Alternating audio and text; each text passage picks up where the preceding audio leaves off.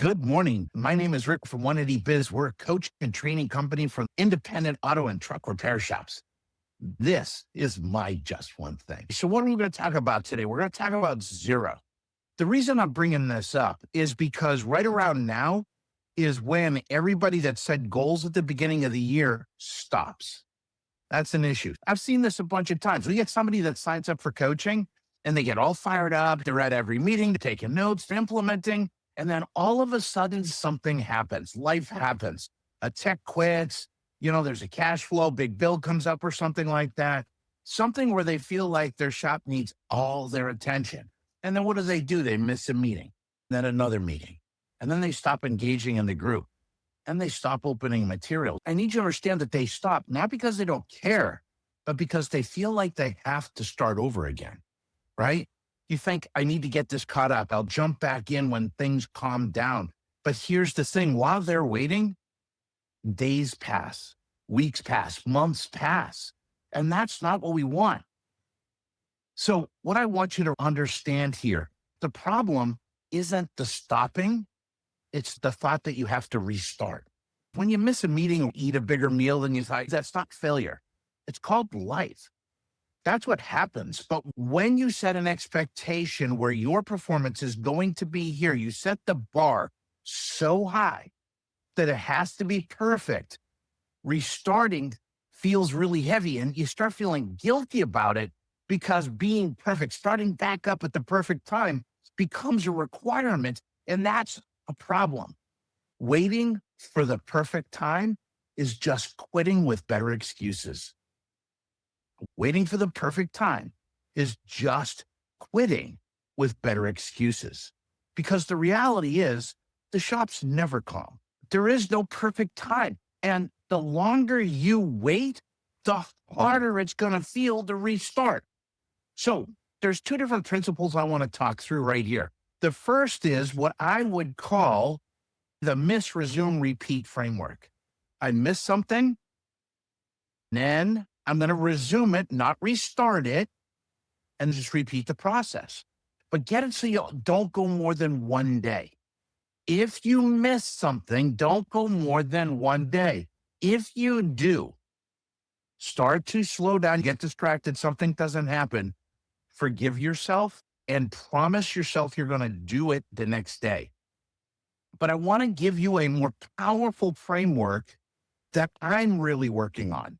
What I want you to think through, please write this down, is never go to zero. What that means is I'm never going to allow myself to go to zero. A 0 day is where I go one day without doing something. For me, working out is going to the gym, lifting weights, and that's awesome. I want to go 3 to 5 times a week, but guess what? That's not possible right now. What do? I keep waiting for the perfect time. I have a bunch of 0 days because I'm not doing anything to address the issue or the goal that I have. Doing nothing is a 0 day. So what I want you to do is set the bar so low that it is impossible for you to fail. Never let a day turn into a 0. Create a cadence. A cadence is kind of like the groove, right?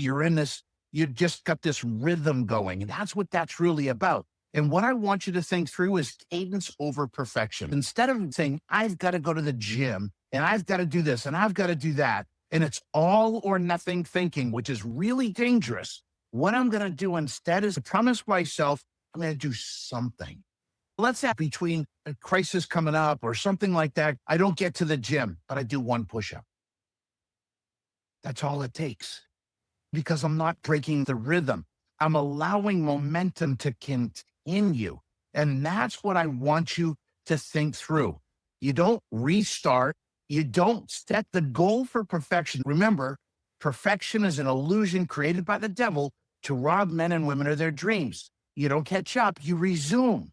Do one thing every single day. You missed a meeting? Go watch a video.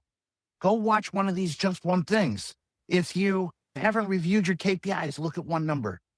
If you're behind on talking to your team, Pick one person and have a 5-minute conversation with them. Feeling overwhelmed? Pick just one priority for tomorrow. Do one thing, okay? Because one action keeps the cadence alive. One is not zero. It's very binary. I did something. I'm not a failure. I did something. I did my best that day. And that's all we can ever ask of each other.